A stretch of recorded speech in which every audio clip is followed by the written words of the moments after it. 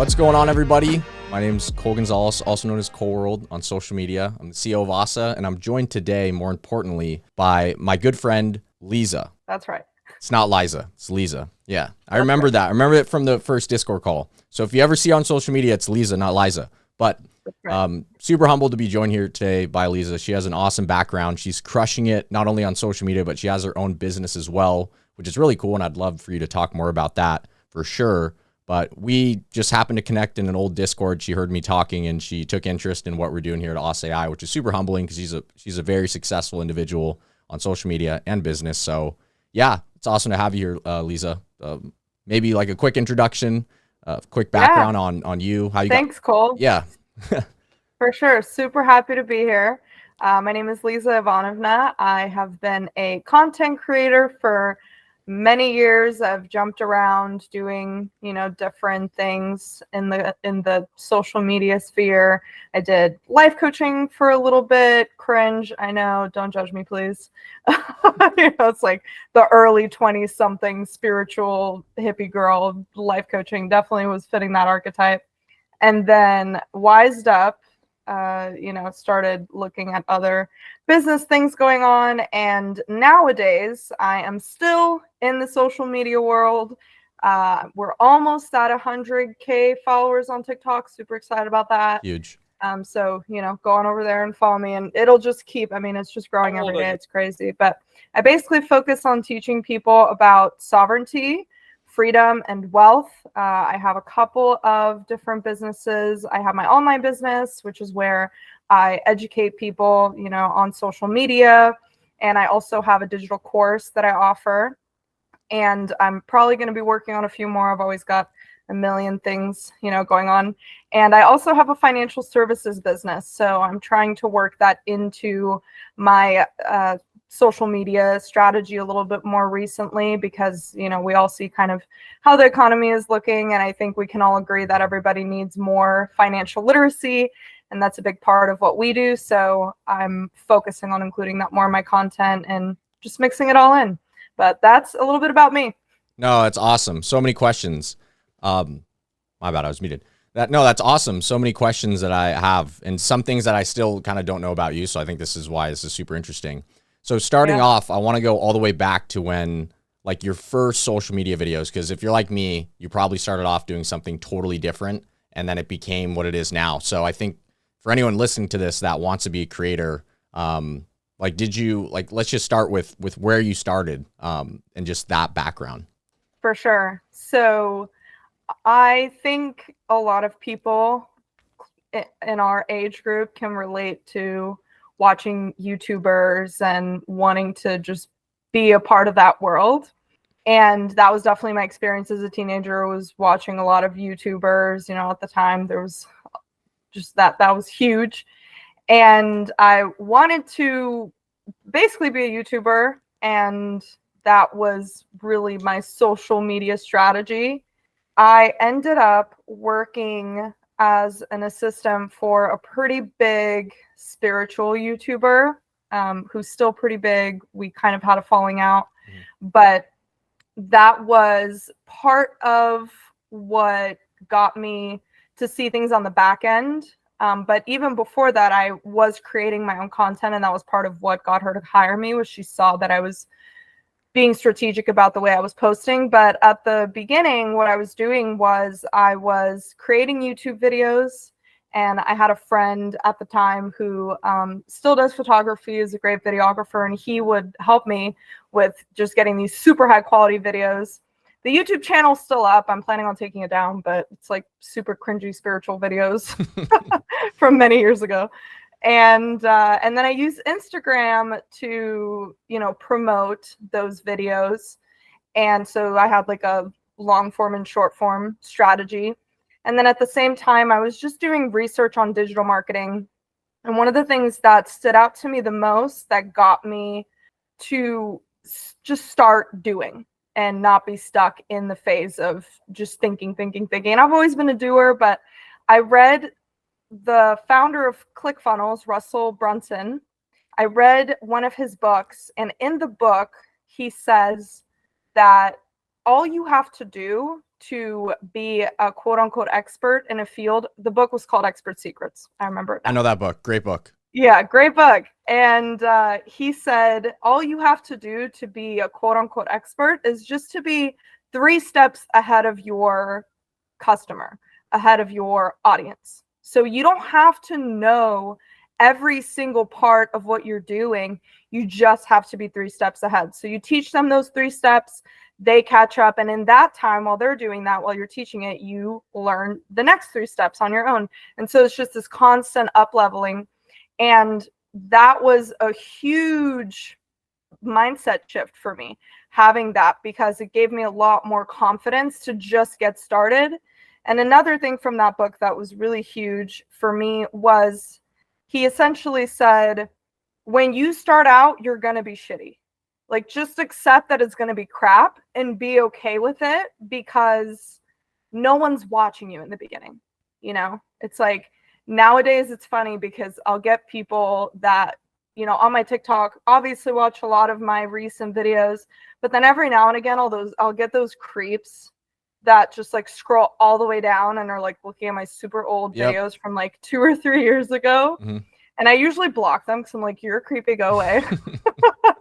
You know, but it's like, yeah, you're just gonna suck when you start out, and it's okay to just let yourself, you know, suck at it. And then eventually you're going to get better with the more experience that you get. So that was another piece for me that was really huge and propelled me to just doing more. And so that was kind of my journey, was just getting started, was just having a dream, executing on it, and, you know, just like being okay that I was going to suck for a while until I just got better from experience. No, that's awesome. I'm sure it's going to resonate with a lot of people that are listening to this or watching this. And I think, so just to kind of recap there. So you started off wanting to be a YouTuber. I mean, same route here. I started off in doing fitness content. I looked up to the big influencers like David Lade, Dylan McKenna, like the fitness influencers. When I was 17 or 18, I would just sit in my room and watch their videos, and then I would not hang out with anyone. I went through this phase in high school, and then I just wanted to be a YouTuber. Yeah, I just wanted to be a YouTuber. That was it. And I was homeschooled. I took it further. I did online school for a year. So YouTube was my life. Yeah, no, same here. So that's the route I went down. And then for you, so you learned a little bit from being, like you said, like an assistant to that individual. And then from there it was like, okay, you want to jump into it. And yeah, that really resonates with me too, because when I first started, that's where I learned the most. And I think that's something that no matter if you're creating content for yourself, for a brand, if you're using AI tools like OSSA.AI or any platform, it's like, you don't want things handed to you. And that's what I kind of realized. And I think I know we'll transition later into AI and how it's working and all these tools, but I don't think people actually want something that does everything for them, because there's beauty in learning in social media and going through that process, in that iterative process, which I'm sure we both understand, of creating content and then learning and then doing it again and again and again. And I think a lot of those concepts that probably both of us have learned kind of carry over everywhere in social media. And I think that's a really interesting thing. Maybe you could talk a little bit about how there's a lot of relationships between social media and any other business in life, which is like, you just start and then you iterate and you iterate. Cause like social media is this whole taboo subject. So maybe talking a little bit about how any correlations you found between doing social media and how that carried over into you starting your business, that would be super cool. Yeah. This is a great question. I always say that content creators are not business owners, and business owners are not always going to be content creators, right? And the reason I say that is because just being a content creator does not automatically give you business skills. Like, there's actual, you know, influencer coaches, quote unquote, that help people monetize their platform. Yeah. And so for me, you know, obviously I was one of those people, but something that I saw very early on was that I needed a way to monetize my content where I wasn't relying on growth, right? Because YouTube is a long form game. Anybody that knows the YouTube algorithm, it is very, very hit or miss. And you could have a video from 7 years blow up and you're like, you're an overnight success, you know, and that's the beautiful thing about YouTube. but then it's also just, it can be unpredictable in that way, right? And obviously, nowadays there's like YouTube coaches and people you can learn from and optimization strategies you can implement. But especially at the time, it was a little bit more of like the wild west of the internet. And it was just kind of like, if you were hot enough and on the right topics and, we're lucky with the algorithm, it was like you were going to blow up. And so I realized, I can't rely on this unpredictable algorithm. Yep. I have to create my own source of income. I have to monetize in a way that is going to be a bit more consistent.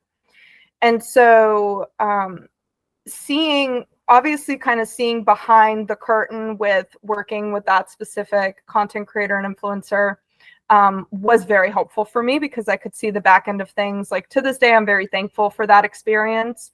And I think that anyone who wants to be in the social media space, I highly recommend like finding, a position where you can work as like an assistant for a social media company or like an influencer or something. So that way you can just kind of see the back end of things and learn it, because the best way you're going to learn is just from that experience. Great advice. And so what I realized was I need, to find a way to monetize. And I came across Vanessa Lau, who was on hiatus for a while, but she teaches content creators how to become online coaches. So using, the information that you share online and then transferring it into a coaching program. And so she had a course called Bossgram Academy, where she taught people how to utilize Instagram to get paying coaching clients for, any topic. Like, it could be anything. I could be a coach, on improv comedy, or, like dietary things, or a fitness coach, so anything that you have a bit of expertise in, right? Going back to that Russell Brunson concept of you just have to be 3 steps ahead, right? And so I ended up getting the Bossgram Academy, purchasing it. At the time, it was like a $700 something investment, which now is like whatever. At the time, it was like so much money for me, And I'm sure there's people now that are listening to this. What are you talking about? That's like my bi-weekly paycheck. I get paid that once a month, and it's like, I promise you'll get there.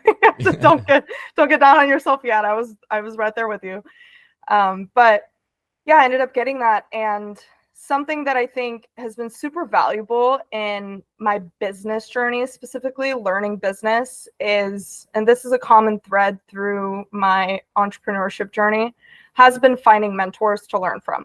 So having that influencer that I worked as an assistant for, seeing the back end of things the way that she did, like one time, and you'll get just these tips that you're like, you hold on to for just forever.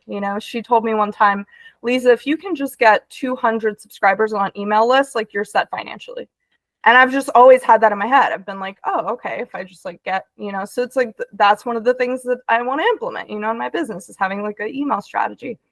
And so I worked with, I took that course, the Bossgram Academy. That took me from having no business to now having a coaching business that did pretty well. And then I noticed another limitation for myself. So now the first issue was, okay, I'm creating content, but I'm not making money from it.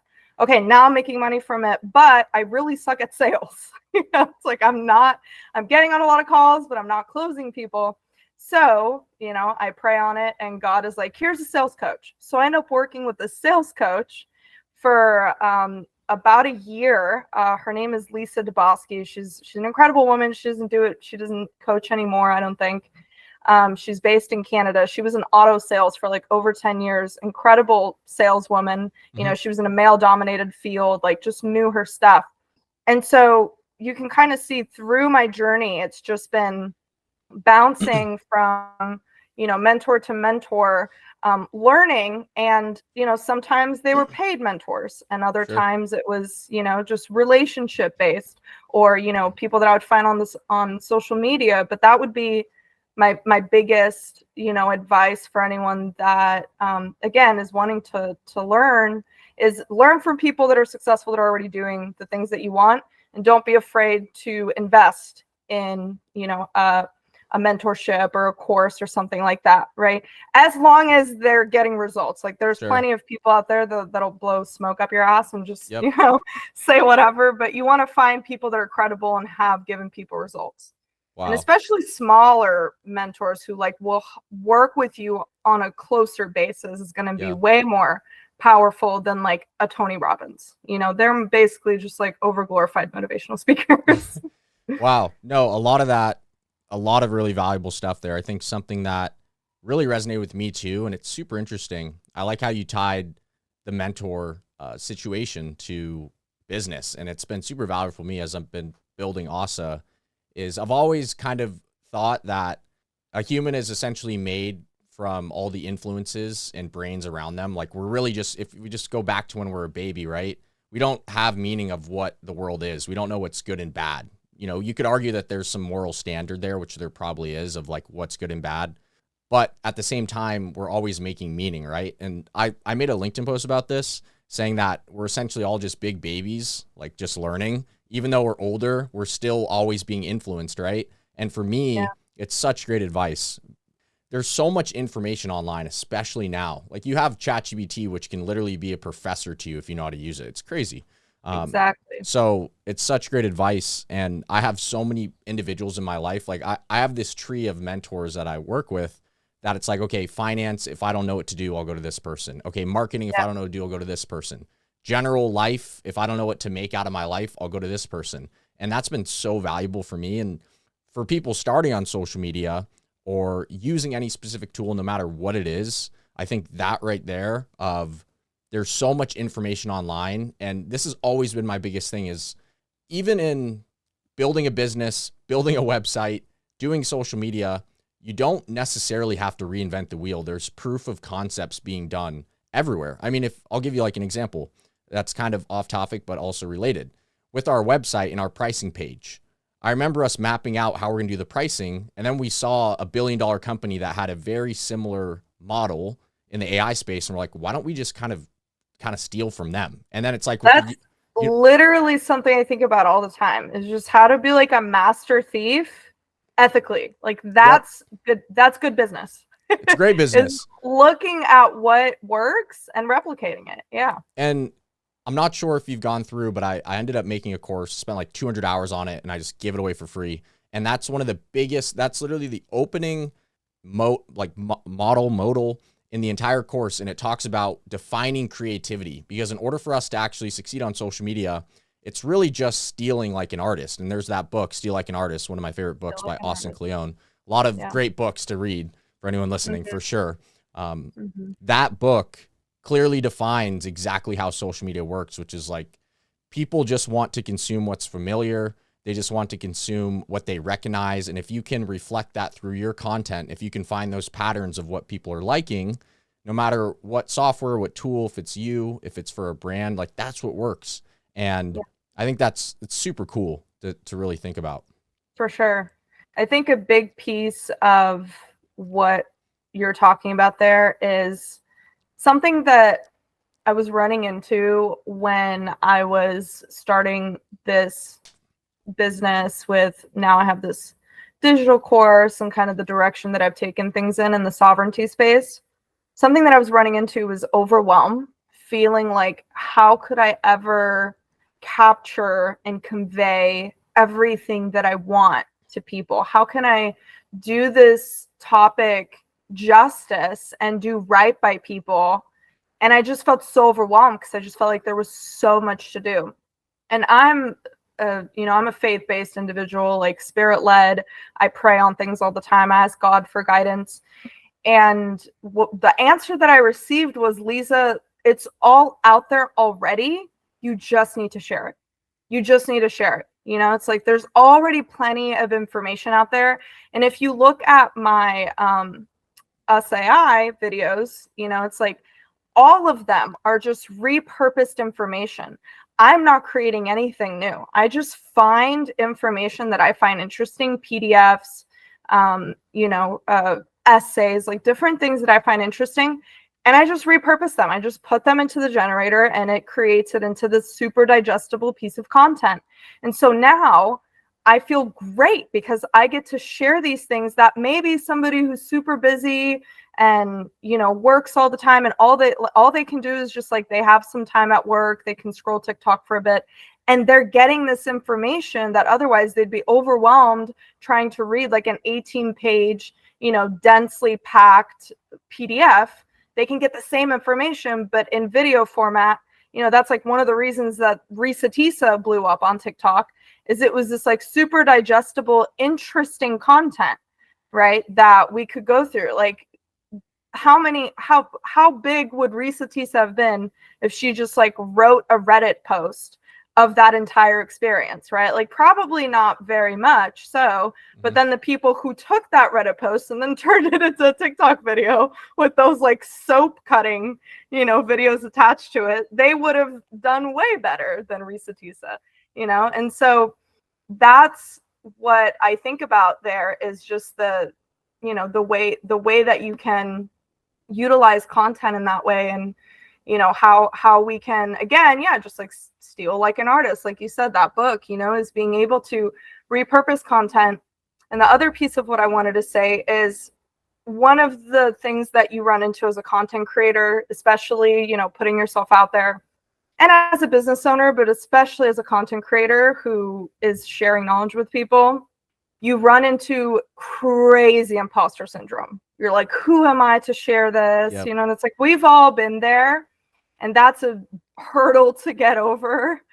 But what you have to realize is, again, the content does not have to be brand new. You don't need to be reinventing the wheel, but you are going to explain it in a way, and you're going to connect to people in a way that no one else has been able to before, right? Because we all have reasons that we appeal to certain people and ways in which we speak and mannerisms and our own values. And so the way that, I talk about sovereignty is going to be different from someone who is like a 45-year-old man homesteading who lives out in the middle of the woods and has 5 kids. Like, it's going to be a very different, it may be the same information, but the way that it's being conveyed might be more appealing to a certain audience that maybe wasn't able to comprehend it fully with that other creator or whatever, right? Like, they're interested in it, but it's just not computing the same way.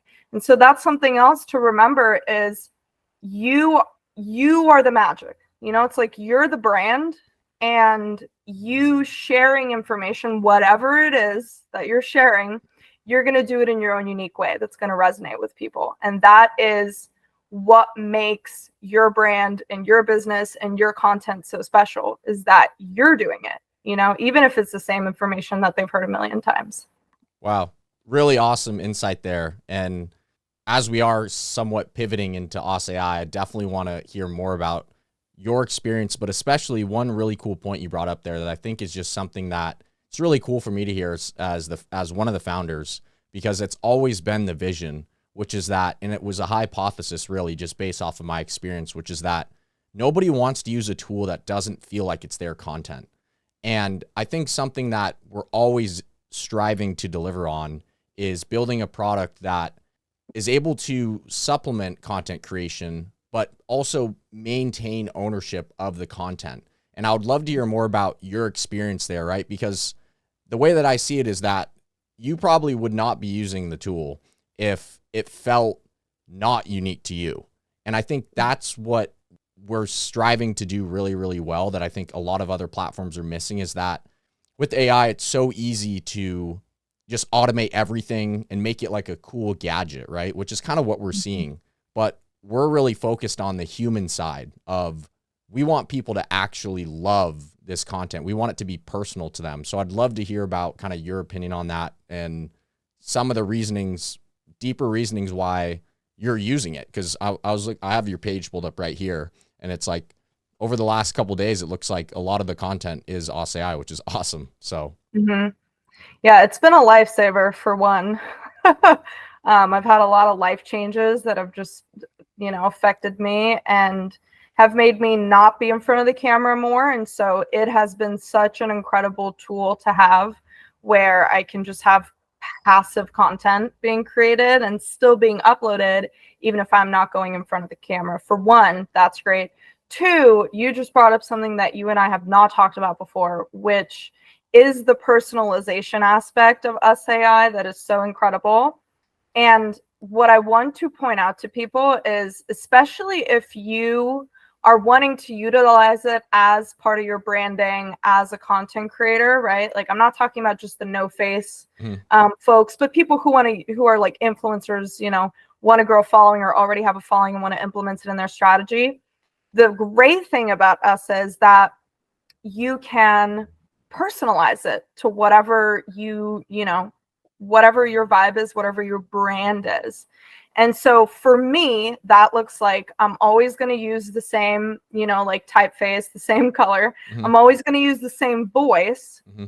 And I'm always going to use, this isn't OSSA related, but I'm always going to use the same like music, like the same audio for it when I post videos, because that creates recognition for people, visual recognition, auditory recognition, that when they come across one of my OSSA.AI videos, oh, this is from Liza, this is going to be on a topic that I'm interested in. Yep. And I'm going to watch the whole thing. So it has a much more larger retention rate from the audience as well, because there's that brand recognition, right? Awesome. And so I think that that's really the great thing that, y'all have created there, is there's so much room for playing around with it if that's what you're trying to do.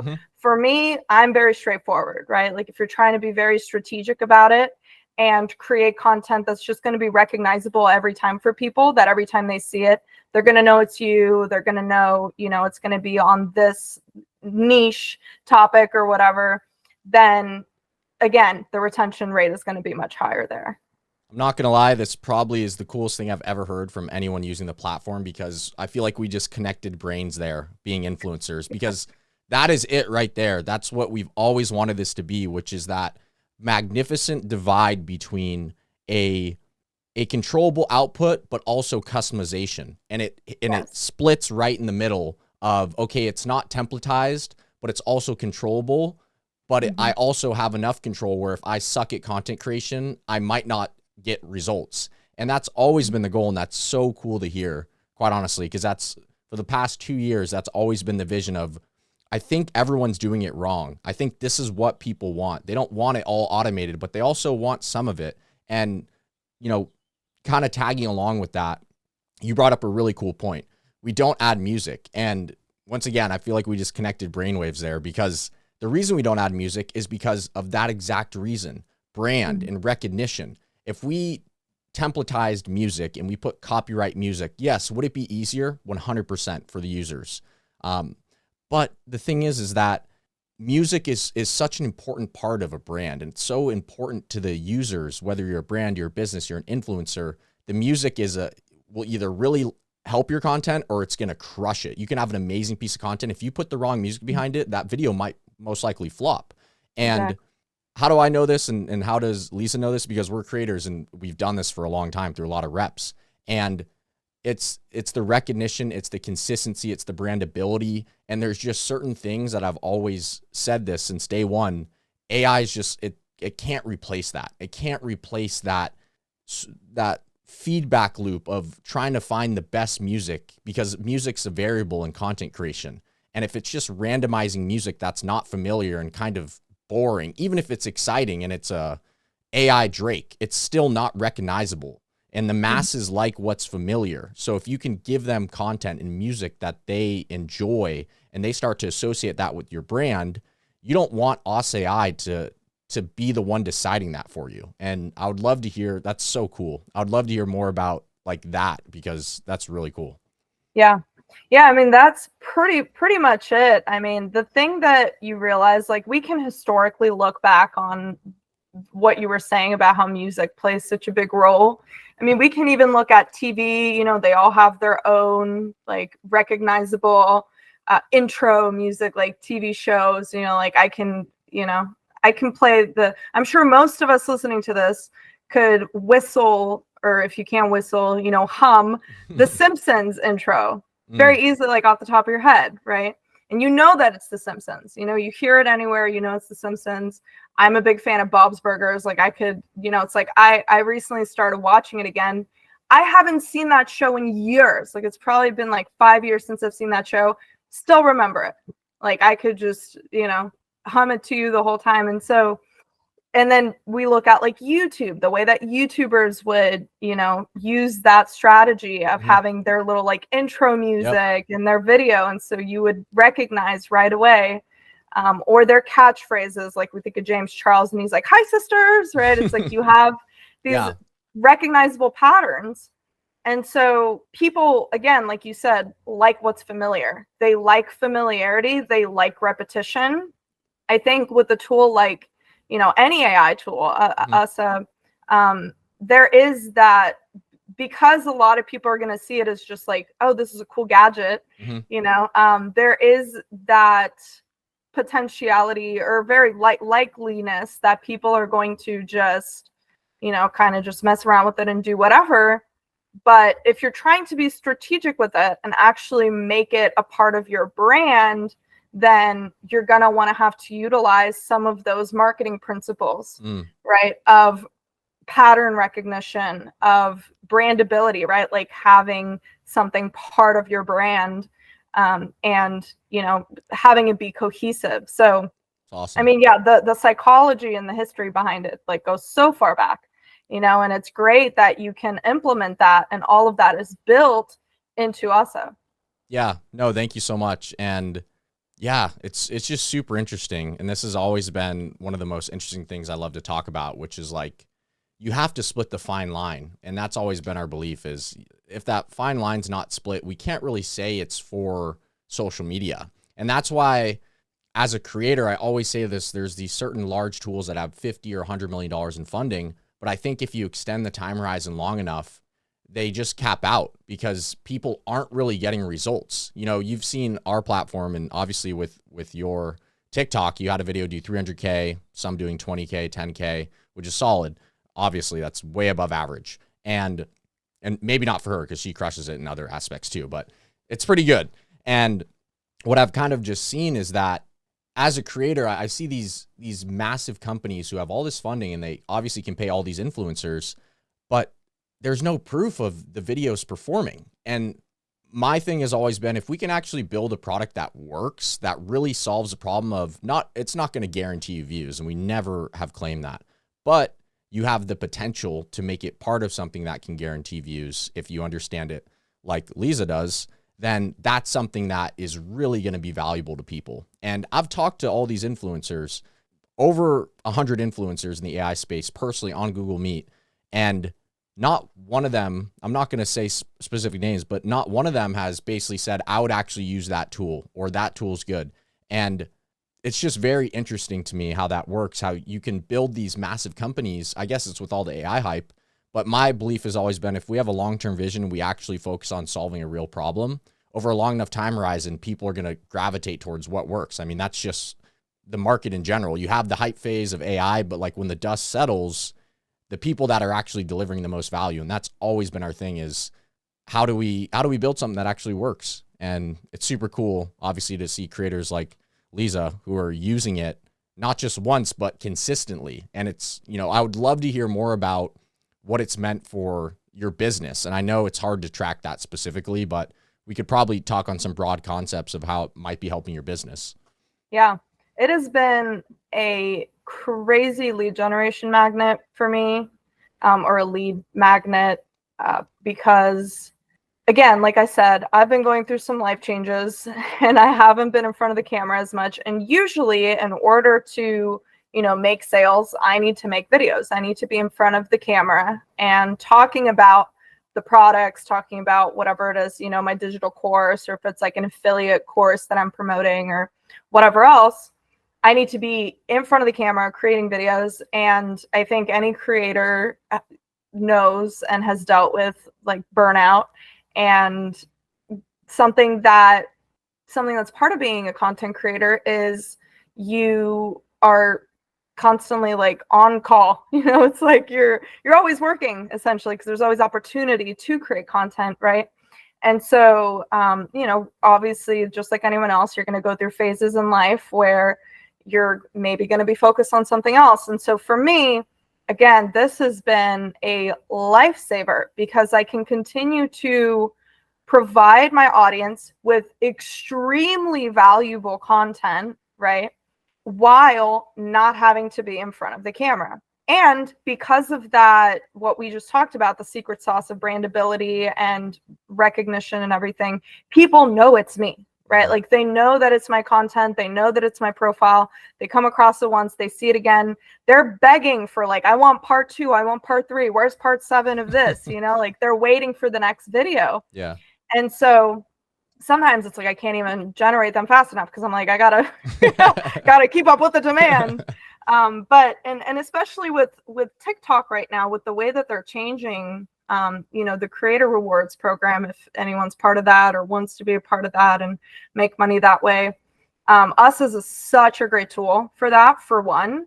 But two, it's there's just so much potential for making money that way, like just with the content. But for me specifically, it's been really good for my business for sure. And I'm actually super excited for just all the TikTok creator rewards changes and how that's going to just boost my revenue as a content creator with OSSA. Honestly, I mean, that is like the biggest thing that I'm excited. I know it's going to do so well because my videos do consistently. Those consistently do like 30K, 40K, over 10K, depending on what it is. And so for me, it's been like a passive lead generation magnet, pretty much, where I can step back and like not be worried that, oh, just because I'm not making videos every day or doing this, I'm not making any sales. No, I have OSSA, and I have my assistant generate the videos for me, and she posts them and I get sales. And I'm like, I didn't do anything. I didn't show up on TikTok for 5 days, and still made sales. That is awesome. So kind of just to recap, essentially what you're doing is you have your business and you're taking, PDFs or some sort of documentation of information that is retaining to the business to some degree. And you're literally just taking that information and then pasting that in the script area on OSSA.AI. And then you have your set, probably your defaults as like, it looks like you're doing hyperrealism, certain voice, certain subtitle font, color, which makes sense. And then you just generate the video. You wait. I mean, you don't generate it. Your assistant does. And then once it's done, do sometimes. It depends. Sometimes I get excited for new series and then I generate them and I'll text her and be like, hey, I made 5 OSSA videos. Don't get confused when you go in to pull them, It's awesome. And then that's awesome. And then from there, you have your certain music, which, like I said, we always recommend use the platforms that have billions of dollars and all the licensing rights to the best music in the world. Like we're a small startup. We're not going to try and compete with them. No, thank you. We'll leave that to them and all the big companies. And from there, it's just posting, and then that's giving you really just top of funnel traffic, eyeballs. And I think that just speaks to the larger overall equation of what it really means to get views, because I've talked about this in my course and in many podcasts, but a lot of people want to make money on social media, but the prerequisite to making money is just getting engagement, because once you can get views, you now just need to know because it's just attention, right? You need attention on social media to make money. Attention's the new oil is what Alex Hormozi says. Big fan of him. He's awesome. And the biggest thing that I've kind of learned is that as long as I am capable of getting attention, I just need to do step 2, which is where do I direct the attention? And I think that's what's really important. And one thing that I've seen with you is that you don't have to hard sell them using OSSA.AI. You don't have to be like, here's my product, buy my thing. What you're doing is you're essentially taking concepts within your niche and formatting it in an entertaining way to get that attention. And then it just so happens you have your TikTok series attached, or it just so happens you have a link in your bio and people are like, oh, I want to learn more. Boom. Then you sell them. So I think that's really interesting. And I think it speaks to a larger use case of what OSSA.AI is, which is that we just help people tell their story and create engaging content. And some people ask, can I put my product in here? And who knows, maybe something like that could come in the future. But I think at the end of the day, people just want to hear stories. They just want to consume information that's entertaining and relevant to them. And that's obviously worked really well for you. And just for some clarity for anyone listening, for the creativity beta program on TikTok, essentially if you have, I think you need 10,000 followers, maybe, is it 100,000 views? 10,000 followers. I think it's 100,000 views. Yeah. And then if you create videos over 60 seconds long, because they're prioritizing longer videos, which is really interesting, depending on the type of content you make, and I'm assuming in your niche, you probably have a really good RPM. So Mhm. you could get paid anywhere from sometimes it's 60, 70 cents up to what I've seen $5 plus per 1,000 views. So if Mhm. that video that I need to know, if I can ask, the video that did, 300K, how much did you get paid on that, if I can ask? I think I just recently checked, so my RPM it's like always kind of hovering at like 70 cents and up. Um, and I will check it because I was literally just looking at this. And while I do that, I actually want to tell y'all, if you're going the TikTok route, which I think is like the best, Mhm. place to be creating content if you're wanting to get started. But something that is freaking, this is why I'm so excited to use OSSA with the new updates. So they have the Creator Insights feature now, where it's an SEO tool on TikTok, where essentially they will show you what topics people are searching, That's awesome. and they will show you what topics your audience is searching. And so I've already utilized this. So if you go on my TikTok and you look at, I have a series on allodial titles that literally just came from me searching in the Creator Insights feature what my audience was looking for or what were the popular topics. And I was literally just scrolling through the topics and I saw a video, I saw a topic called how to obtain a allodial title. And I was like, this is in my niche. I can just find a PDF on Scribed, which is like where, you can find a lot of Mhm. educational information in the sovereignty space. And I was like, I just go on Scribed, find an allodial title, like, it ended up being a PowerPoint that I found that had some pretty good information. I was like, I'm just going to turn that into a series. Brilliant. It was an experiment. I was like, let's see how it does. And then, the first allodial title video it's like a 40,000 views now or something. The first one, so this part 2, let me see. This part 3 one did 23,000, so that's pretty impressive. Yeah. And I mean, it's doing really well. And I think it's just going to go up because it's like a hot topic that people were searching. But that is something to keep in mind, is like, obviously keep your finger on like what are the updates and algorithm updates in your in whatever platform you're using. But also it's like what how can I create a strategy out of this and then use a tool like OSSA for it? Because I immediately saw it. I was like, oh, period, done. Like I will find something. Oh, I see So it. that video, that one that 46K. got over 300K, it made 39.31, $39.31. And then that how to obtain a allodial title one, the first one, has already made $23.32. And Wow. then I'm seeing, I mean, all of these, like every few videos or every other video, like $16 for this one, $11 for this one, 10, and they're all OSSA videos. That's awesome. Like So you it's so you probably incredible. you probably paid back your subscription, I would hope. Yeah, absolutely. And I'm That's always getting more credit. So, it's like the tool that keeps on giving. we try. That's awesome. Well, I feel like we covered basically everything we learned about you and your background. I learned about you and your background, so that's really cool. Obviously, we've said this once, but we'll say it again. We really appreciate you having on board. It's so weird how we just cross paths all of a sudden. If you guys don't know, I don't think we mentioned this, but I was in like a big Discord, and the host or the owner had me on, and I talked in front of probably 300 people. And Liza was in there, and she just so happened to migrate over to the I was Discord. the other speaker, actually. Oh, that's right. You were. Yeah. Yeah. So she was the other speaker.